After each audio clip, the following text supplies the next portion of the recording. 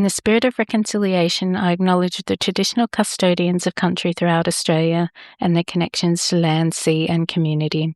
I pay my respects to their elders, past and present, and extend that respect to all Aboriginal and Torres Strait Island peoples today. Welcome to Totally Lit, the podcast celebrating reading, writing and creating literature.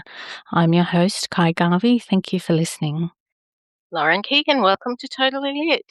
Thank you so much for having me. I am really excited to chat to you. I am going to reveal to our listeners that we are both in our PJs tonight. So we just need like some hot chocolate and marshmallows and we can have a cozy chat together.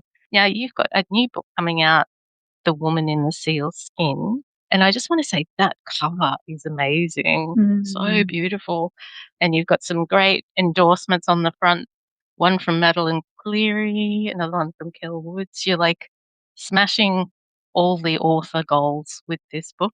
Did you want to tell me a bit about the book for our listeners so they have an understanding of what it's about? Sure. And yes, thank you. It is a really beautiful cover. It's getting lots of positive feedback and it's really beautiful. I was very lucky, the cover that they came up with. But The Woman in the Seal Skin, it's a historical novel and it's set in 1690s in Scotland. And it's about a young woman named Marley who has grown up believing her mother was a Selkie and left her because she was called back to the sea. And now Marley's all grown up and she's expecting her first baby and she's married and she vows to never choose the sea over her family. But when her husband, her father and her brothers all return from quite a fraught fishing voyage and her husband's injured and they're blaming Selkies and Fin Man and saying there's no fish left in the sea, she starts to question the stories she's been told.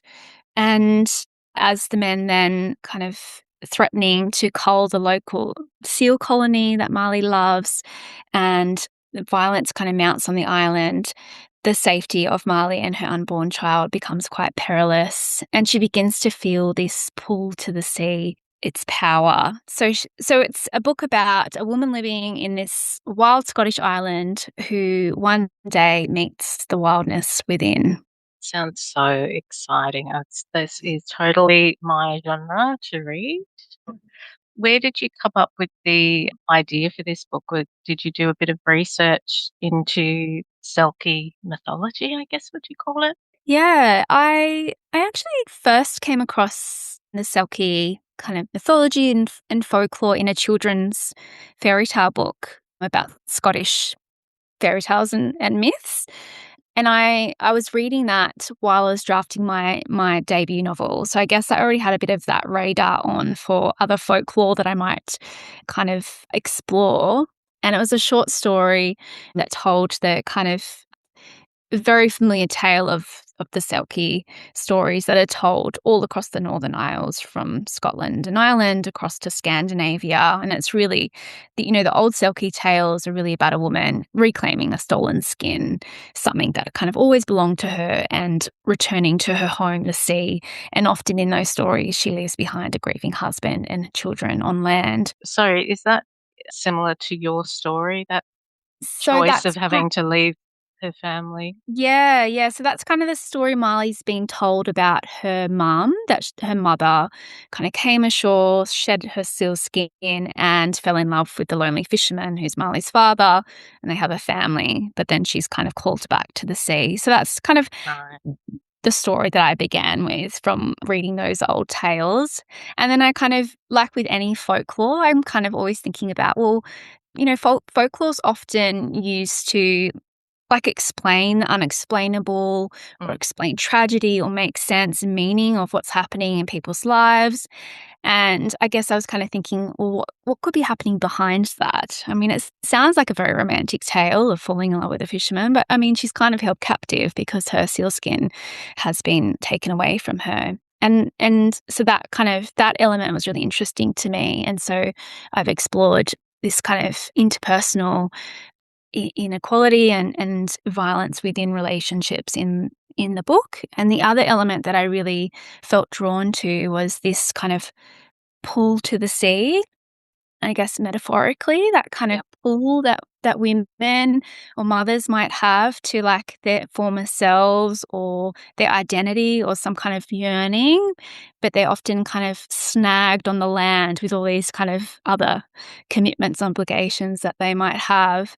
And for me personally, I just kind of related to that as a writer and as a mum and someone who's working as well, like just kind of wanting to kind of get to the writing and the thing that really kind of filled me up, but feeling like I had all these other things that were kind of competing for my time as well. It's a tough journey being a bit of everything if you've got many hats. So I totally understand that. And I'm sure many of the listeners would identify with that. How do you be creative and have a career in writing when you are raising children, trying to be a good wife, trying to be a good daughter, friend, then also have a daytime job? Yeah. It's a big commitment to try and write or create like a body of work. Like I cheat a bit by just doing short stories and picture books. It's the way I've been approaching my writing. Did you have any techniques or tips to create time for yourself while you've been writing your novels? I think for me, I just had to make time. Previously, before I was published, I would just write around life, and I just kind of meant that when my children were really little, I would write when they napped. When they stopped napping, I would write when they went to bed early at night. When they stopped doing that, I just would write on the weekends whenever I could. In the last 2 years, now that my youngest is at school, it means that I do have a little bit more dedicated time.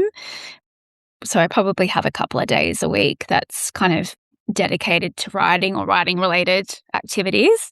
But even so, that's, within 9 to 3 school hours, and those hours do go by quite quickly.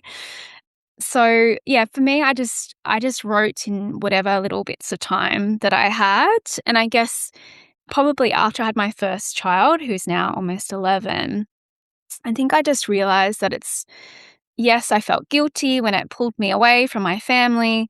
And at that time, it was really a hobby. Like, it was all this time and energy spent thinking about stories and writing, and you don't get paid for it. But I just felt so much better when I made that time for myself. And like other people might get that from having, exercise time or, time to bake or something else. But for me, it was like if I had that little bit of time of writing, I just felt so much more free and more available for my family or my work or whatever it might be. So I think for me, it was just that acceptance that this is something I need to do for myself and that's okay. And in fact, it kind of makes me a better parent or therapist or husband and all my other roles that I Totally have. think that when you've found alignment, you start to be your best self to everybody. And I certainly have found satisfaction in pursuing my creative pursuits. And there are times where I'm still like, oh, I've spent every weekend out at writing events for the last 6 months. I should be spending time with my husband and my children. But I'm kind of at that point in my life where my children are like, cringe, go away. So I'm in that time where I can feel, I guess, less guilty around podcasting and writing and creativity because my children don't need me in the same way as before. So I guess in some ways, some of this creativity is filling the void as I transition to an empty nester over the next few years. I cannot believe I'm that old. Now, this is your second book. How did you get published the first time? Yes. So, how did I get published the first time? So, it was a really long journey for me. I had written 9 other manuscripts over about Wow, 15 years that's before my dedication. first, Well done. before my first book, which was All the Bees and the Hollows, was picked up by a publisher. And that's the first time I'd written in a historical novel as well. So, I'd kind of dabbled in lots of different genres like YA and crime and thrillers. I learnt a lot about writing by just writing. I'm kind of somebody that learns through just doing something. And even though those, I get asked often, will you ever publish any of those other stories? And I say no. But they're a really good practice for not just learning about how to write a story, but knowing I could get to the end of a book. Yeah. And just that kind of discipline of just getting it done. And I think even now that even when I do feel a little bit stuck when I'm writing, I do have that kind of trust that it'll work out and I'll get to the end, because it's not like it's my first or second book. Like I've actually had quite a lot of practice beforehand. But You know how to write. Yes, I feel like Done a novel I 9 learned a times. bit in that time. And I learned, I was self-taught, so I would go and do workshops and courses, and I would always seek out feedback. So whether that was through writing groups or having a kind of a critique partner, had a writing partner for a couple of years, and any kind of opportunity to get industry feedback on my work, whether it was just the first couple of chapters or an assessment, or I was just always seeking those opportunities and taking on that feedback and learning and growing with every round. And my debut book, All the Bees in the Hollows, I actually worked with a mentor. So I worked with Australian author Inga Simpson, who's a Very beautiful cool. nature writer. And I reached out to her when I had started writing that novel, because it was quite different to anything I'd written before. And I thought, well, rather than getting feedback at the end, like I usually would, maybe it'd be helpful to have somebody alongside me as I'm writing it. And So you reached out directly? You didn't get assigned through a mentoring program? no, so I reached out directly. I paid for it myself, which I acknowledge there's some privilege in being able Yep. to do that.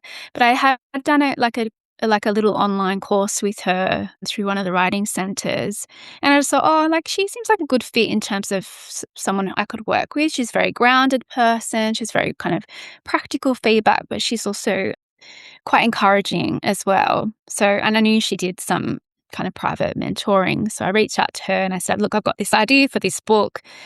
It's probably not what she would normally maybe read or write, but I said it's set in a forest, and I feel like you would be a really helpful person for me to kind of bring out this setting in the best way possible. And so I worked with her for 6 months, and our agreement was that I would submit, I think it was 5,000 words a fortnight. Oh, So that's pretty quick 10,000 a month turnaround. over 6 months, which, I mean, just sounds a bit crazy now. And we had just gone into a winter lockdown, and I had a toddler at home, and my kindergartner was being homeschooled, and I was part-time work. My husband was working from home. Anyway, somehow I got that draft Yeah. done, and it probably was in some ways the best timing, because it meant that I really did have something for myself during what was quite a chaotic, Yeah, strange I'm time. impressed. So by the end of that, yeah, I had pretty much a draft done, and then I worked through some revisions, and then I was introduced to my publisher at a Fern Press through Inga, which was not part of the mentorship, but she was very kind to make that introduction. And Kelly Doust, who picked me up immediately, really loved the book. And yeah, so that very long history and story just overnight just completely changed. It was very surreal. I kept waiting for her to say, "No, I've changed my mind." Or I Oh, remember saying to her, like, "Did you read the whole thing?" Because I'm used to people saying no. She's like, "Yes, I've read the whole thing." but yes, that's amazing. And do you think now you're onto your second book, is this the genre you've settled into? Do you think you found the right style of writing for you? I think so. I think for now, I quite enjoy being in the historical space, and I think there's just so much you can play with in terms of building a world, and like particularly with the folklore, I just find there's so many different themes and layers that you can bring into a story, and I really enjoy doing that. But that's not to say that I wouldn't come back to some of the other genres I've enjoyed, like crime or or thrillers. I am writing books that do tend to be a little bit genre bending. They don't Mm. kind of fit very neatly into historical. There are some other elements in it, and I quite like that. And I hope that I can, I guess, have that freedom to be able to go where my interests lie. Did you find that with the previous novels that you'd written, did any of those scenes or ideas seep into these novels, or have you kept them like really separate? There are some recurring themes in my writing, so particularly like grief and mother-daughter relationships. And I think probably the one before the book that got picked up, I probably did pull some things from that around the relationship in the book, in All the Bees and the Hollows. And and in this book, I have written about domestic violence in the past, and I've just done it in a different way in this book. And I don't know, maybe I'm just better at being more subtle with things. It was too obvious, I guess, maybe what I was trying to do in my earlier works. And I guess working with the folklore and those kind of elements means that I can kind of play with some of those ideas in different ways. And when you were embedding the folklore into your novel, did you do much research, or were you more leaning on your imagination? I did a lot of research. So, I mean, I looked at the folklore, and then when I started to research, particularly around Orkney and Scotland, and found that the folklore of the time, I mean, really, that's just what they believed at the time. We call it folklore now, but that's what they believed. It's not that they thought that they were stories that were made up. It's just kind of the way they saw the world back then. But I actually came across some documents where there'd been accounts of people sighting Fin Man, which, Selkies are the women that kind of take on, the seals that take on kind of female form, and Fin Man are kind of the darker side of the tales, that they kind of come ashore and steal wives and take them back down to their underworld kingdoms. But there were actually documented sightings in the 1690s on two different occasions, 2 years apart, where they had seen a Fin Man. And so they seen like the upper body of somebody and what looked like kind of a seal body underneath. And after seeing the Fin Man, there were no fish in the sea. So there was this belief that they kind of swept the sea of fish. So I just thought, oh, that's so interesting that that's what they thought and they believed at the time. And then when I did further research, and I came across some other theories about what might they have seen at that time. And some of the other theories were that because there was this kind of Europe's little ice age, it was super, super cold, and there was lots of other things happening at the time, and that the Arctic sheets from the north were further south, and that people perhaps from Greenland may have travelled further down, and perhaps in there they're kind of renowned for their kayaks and made of sealskin. And so perhaps the lower body that looked like a sealskin could have been a kayak. So I was just like really interested in like, oh, okay, so there's this folklore, and then there's these kind of more academic or scientific kind of theories. And I just really love looking at both of those, but then also still leaving a little bit of ambiguity in between for the reader to decide whether were they or were they not. Yeah. So that's kind of where the research kind of began, and then obviously imagination built out from there. Now, you've got a background in psychology and working with women going through pregnancy and birth. How much of your day job has now come across into your writing? It does influence my writing. So, I mean, my debut novel, there's a mother-daughter relationship. And in this book, Marley is pregnant and she's kind of going to become a mother, but she's also lived a life, most of her life, without her own mother. And in my work, so I've worked specifically in the perinatal mental health sector. So mostly working with women from kind of preconception through to a few years postpartum. And a lot of that work is relational and often exploring their own relationships to their own mothers and their own childhoods. And it's also, having a baby and having young children, it's also a time when you're reflecting on how you were parented and your own childhood and what you might like to continue that you liked and things that you might want to do differently. So when I'm thinking about characters, I'm kind of not thinking about like what's their personality. I'm thinking about like who are they in relation to the other people around them, like their partner, their mother, their siblings, like how do they kind of relate and interact with them. So that's kind of how I approach character when I'm writing. I just recently watched, I can't remember which streaming service it is, but it's called Margot Has Money Problems, put together by David E. Kelly, and Michelle Pfeiffer is in it as well. And so far, she's gotten pregnant, she's given birth, and now she's got a small child to look after. And I was so triggered by it because it just reminded me about how vulnerable we are when we are pregnant, But then also in those early years when you're working really hard to just keep a child alive, and with each thing that goes wrong, because we don't always just meet the love of our life, get married and have a baby, and then we have food, shelter, all the things you think that I guess you just don't get that. They call it the nuclear family. So then, like, you can really explore some strong themes when you start to take a few things away and create vulnerability for your characters, exploring what women go through, because it doesn't feel very safe when you're very pregnant and you're on your own. But also, if you're not in the greatest situation, you can be with a partner and have a child, but still feel very alone. So it's really an interesting time of life. Although there are many women who have beautiful experiences as well. So, and the result is you have an amazing child. I know my pair, they're grown up now, but I look at them and go, oh, I made them. Yeah. So I also wanted to quickly chat to you about your podcast that you have. So that is sort of using two parts of your life, so psychology and writing. Did you want to tell me a bit more about the podcast? Yeah, sure. So it's kind of an ad hoc podcast. And it's called Trust the Process. And it's like a conversation series where I have a conversation really just to chat with other psychologists or therapists who are also published authors.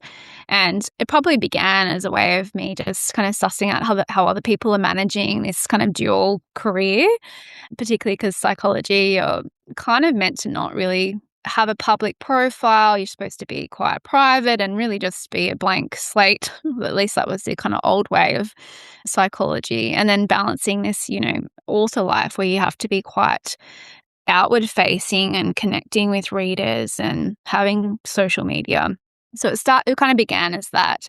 And I guess what's evolved is that just really interesting conversations and how broad psychology is. So there are people that work in so many different areas of it. And probably one of my favorite conversations is with the Australian author Kylie Ladd, who works with people at the other end of the lifespan with elderly people. And I work with parents and infants. So it was really fascinating to talk to her about, I guess her professional experience, but also how she brings that into her writing as well. So it's just a conversation series about that kind of interconnect between psychology and writing.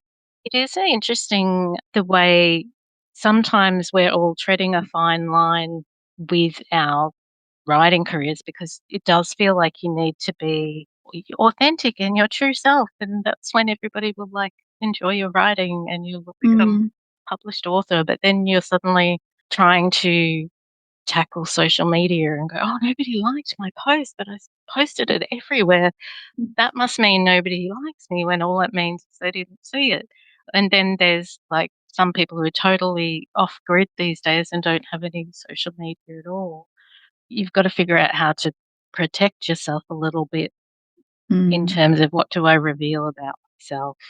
Do I have a role where I do need to keep a private profile because of the daytime work that I do? Am I working with people who, if they figure out I'm also an author, will they show up at my book launch? Is that okay if they're a client? Yeah, I guess it could be an interesting situation. Yes. So it's something that I've had to really think about. And so all my socials are just very much kind of writing, reading focused. And I will show some personal stuff, but I try not to, I won't show anything kind of private. I try to kind of not have photos of my children online. And I guess kind of always grappling. And then, obviously I also have a professional hat and I have to abide by a registration and, all those kind of ethical code of conduct things as well. So I think it is something that not just psychologists, but a lot of other careers kind of do find a little bit tricky to navigate, that kind of having that maybe a professional role, but then also being able to be accessed, I guess, as an author at the same time. Yeah. I guess one way around it is if you use an author's a pen name. But I think these days our photos are splashed all over the place. It's really difficult to keep your name private, got your own personal name that you use instead of your pen name. I get a bit confused if I'm talking to someone who has two names. Yeah. Like, I can barely remember people's names at the best of times. So I always manage to either call someone by the wrong name or will call them by their pen name or their personal name, and then go, I'm confused. It can be confusing. Yeah. And also then you've got to manage multiple kind of personas on different platforms. And I don't know, each to their own, I guess. But I think it would be a lot harder work, I think, to manage all those. I've actually found it really interesting. Sorry to my listeners who have heard me talk about this before in the past. My name is Kylie, but when I first started writing, I decided to use Ky because I thought it would look good on the front of a book, basically. But I set up all my social media, Ky Garvey everywhere, and everyone I know that always called me Kylie suddenly switched to Ky. I was Mm, like, it is interesting how you can change your identity just by putting it on social media. I found that very interesting. But I fascinating. do sometimes still get a bit caught when I'm out and about and someone will go, "Oh my God, how are you?" And I'm like, "Oh, yeah, that's me." It does, yeah, intrigue me about the way that you can really change who you are just Mhm. by simply updating your social media with a new name. But now if someone asks me, "Hi, what's your name?" I'll say, "Oh, I'm Kai." I'm like, "Oh, I've even done it to myself." Uh, so I have a few questions, just getting to know your questions. If you went back to Lauren in primary school or high school, what would she think about your writing career now?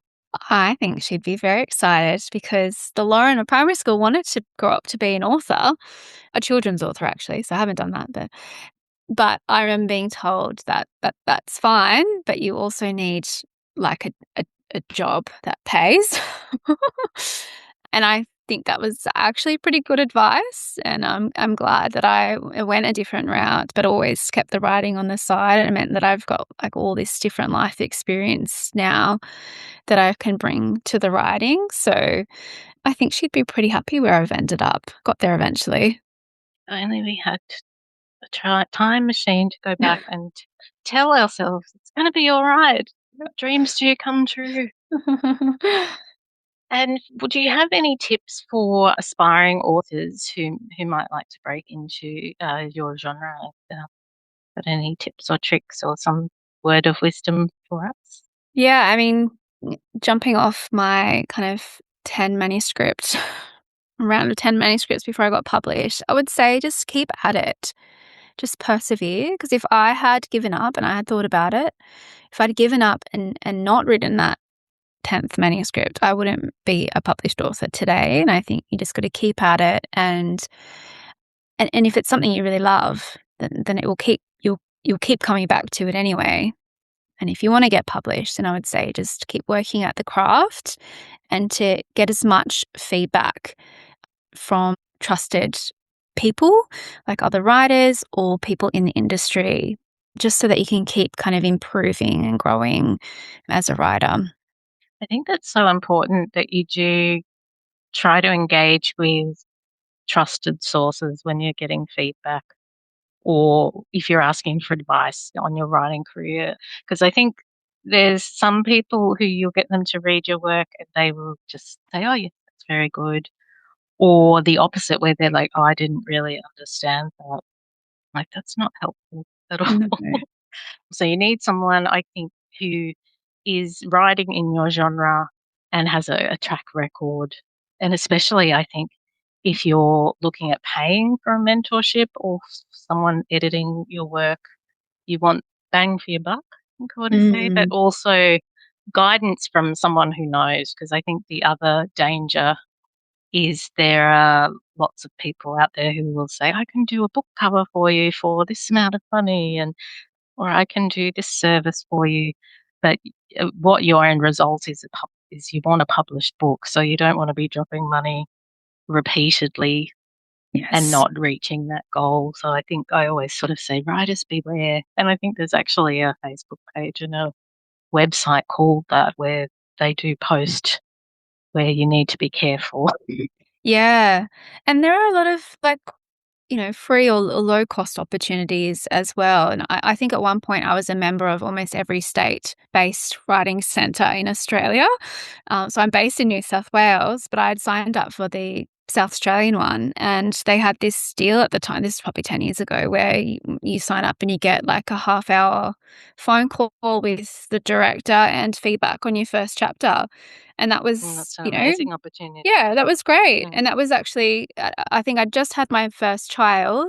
And I remember quite clearly 'cause she said to me, "You can write. You actually need to start pitching." And I was just like, oh, like that's the next step. Yeah. I keep working at the manuscript. I was like, oh, now I need a pitch package. Like, what is that? And then the next step was, your cover letter and your synopsis and all that kind of stuff. So there are lots of opportunities out there. You just got to, I don't know, sign up to all the newsletters so that you can find out about Yeah, it. because there's great opportunities, and because they're always inviting like amazing authors and industry professionals to deliver workshops and to teach the art of writing and the business of publishing. I think it's great to get onto as many of those as you can within your own budget as well. But there's also, I've found at times when I haven't been that cashed up, that you can sometimes talk about like payment plans and things like that. Because, sometimes it inhibits the process if your budget is small but your dream is big. It's a tricky one. So, my last question is, can you tell me something about yourself that your readers and my listeners would find surprising?